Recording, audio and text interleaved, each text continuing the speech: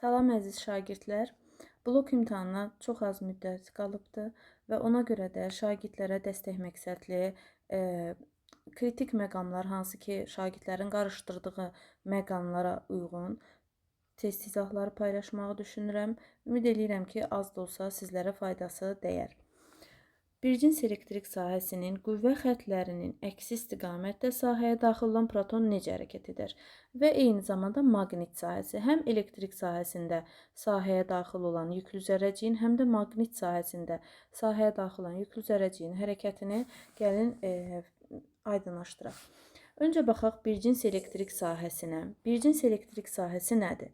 Bircins elektrik sahəsi odur ki, qüvvə xəttləri, elektrik sahəsinin qüvvə xəttləri bir-birinə paralel və bir-birindən bərabər məsafədə. Yəni, intensivlik xəttləri qiymət və istiqamətcə hər yerdə eyni olan sahəyə deyirik bircins elektrik sahəsi.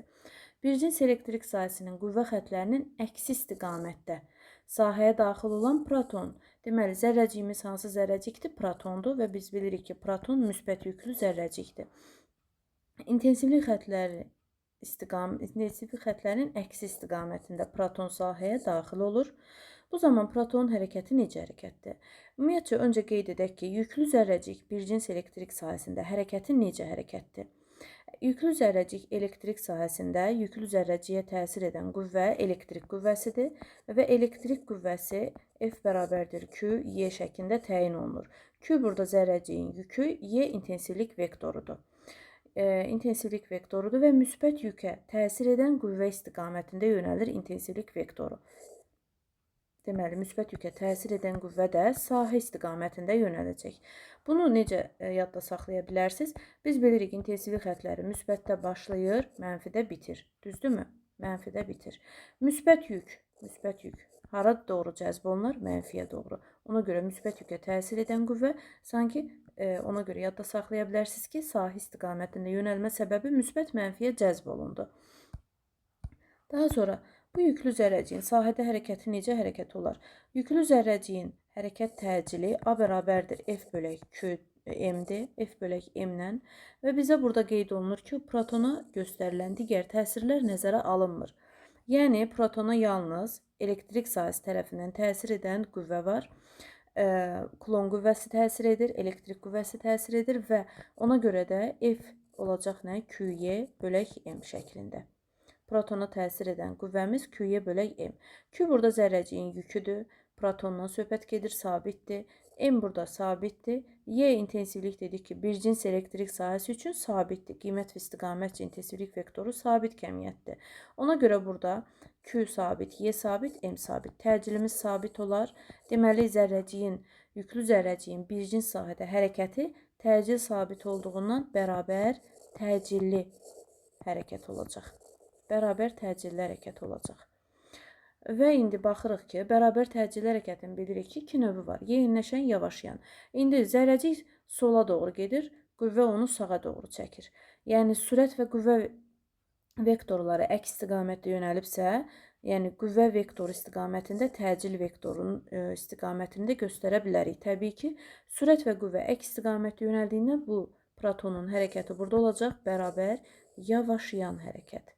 Yavaşlayan hərəkət. Deməli, yüklü zərrəcik düz xətli bərabər yavaşlayan hərəkət edəcək. Əgər burada yüklü zərrəcik sahə istiqamətində atsaydıq, müsbət yüklü zərrəcik sahə istiqamətində hərəkət etsəydi, onda həmin müsbət yükə təsir edən qüvvənin istiqaməti dediyim kimi müsbət mənfiyə doğru. Düzdür?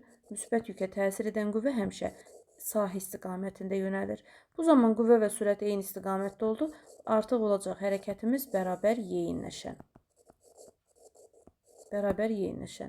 Təbii ki, burada biz digər zərrəciklərə də mənfi yüklü zərrəcik də götürüb analiz edə bilərik. Baxaq mənfi yüklü zərrəcik üçün.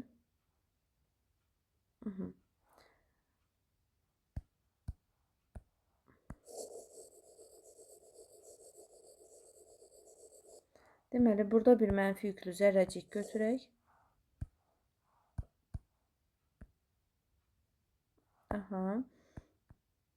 Mənfi yüklü zərrəcik götürürəm. Mənfi yüklü zərrəcik sahə istiqamətində V sürəti ilə hərəkət edir. Mənfi yüklü zərrəcik müsbət tərəfə cəzb olunmaz. müsbət tərəfə. Mənfi yükę təsir edən qüvvə deməli intensivlik vektorunun əksi istiqamətdə yönəldi. Düzdürmü? Bu zaman olacaq mənfi yükün hərəkəti bərabər yavaşayan. Əgər mənfi yük sahənin əksinə hərəkət etsəydi, mənfi yükę təsir edən qüvvə intensivlik vektorunun əksi istiqamətdə yönəlir, qüvvə və sürət eyni istiqamətdə olduğundan hərəkət olacaq yeyinləşən. Əgər burada biz yüklü zərrəcik deyil də, yüksüz zərrəcik götürsək, yəni neytron olarsa sahədə hərəkət edən neytron olarsa, sahə istiqamətində və ya sahənin əksi istiqamətdə. Neytron hərəkət edərsə, neytron yüksüz olduğundan, yükü 0 olduğundan təbii ki, ona təsir edən qüvvə axı Q7, təsir edən qüvvə də olacaq 0. Yəni, neytrona təsir edən qüvvə 0 olduğundan neytronun hərəkətinə deyəcəksiniz ki, düz xətli bərabər sürətli hərəkətdir. Daha sonra baxaq maqnit sahəsinə. Bircins maqnit sahəsidir. Bircins maqnit sahəsinin çəkək. Bircins maqnit sahəsini qeyd elədik. B xətləri ilə bilirik ki, maqnit sahəsinin qüvvə xarakteristikası maqnit sahəsinin induksiyasıdır. Maqnit induksiya xətləri istiqamətində sahəyə daxil olan proton. Proton sahəyə induksiya xətlərinə paralel istiqamətdə daxil olduğunu qeyd edir.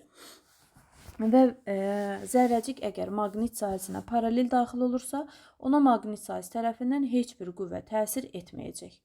Maqnit sahəsi tərəfindən təsir edən qüvvə yüklü zərrəcikdirsə əgər, yüklü zərrəciyə təsir edən qüvvə Lorentz qüvvəsidir. Lorentz qüvvəsi QVB sinus alfadır, düzdürmü? Yüklü zərrəciyin sürəti B xətlərinə paraleldir. Demək ki, alfa bucağım 0 dərəcədir.